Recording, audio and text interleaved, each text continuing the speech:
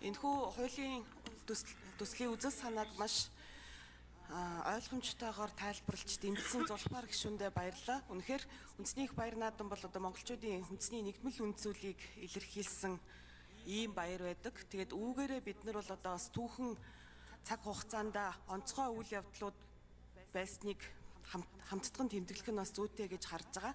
За өнгөрсөн хугацаанд бол дээр дурдсан 5 ойн баярыг бол дефакто бас Монгол Улсын ерөнхийлөгч нар дурдж байсан. За тухайлах юм бол 2019 онд үндэсний их баяр наадмыг тэмдэглэхэд албан ёсны их сурвалжид тулгар төрийн 2228 их Монгол Улс байгуулагдсны 813, үндэсний эрхчлөө тусгаар тогтнолоо сэргээн мандуулсны 108, ардын хувьсгалын 98, ардчсан хувьсгалын 30 жилийн ойн баяр гэж цохон тэмдэглэж байсан бас тийм баримтууд бий.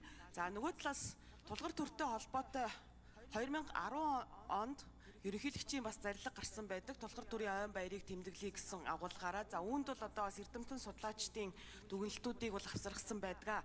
За цаашлаад ардчсан хувьсгалын бас 20 жилийн ойг тэмдэглэх одоо ерөнхийлөгчийн зарлиг тухайн одоо нөгөө одон медалийг олгох зарлагууд бас гарсан.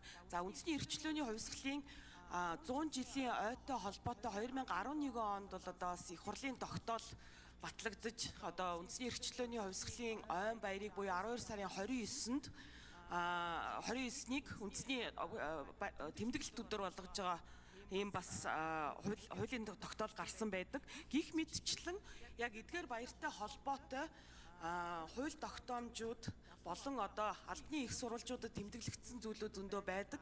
Энэ эдгээртэй бас холбоотой эрдэмтэн судлаачдын бас хэлэлцүүлгүүд, бүтээлүүд бас байгаа.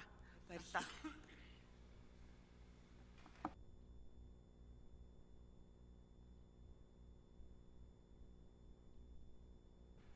За, улсын хурлын гишүүн Ганбатын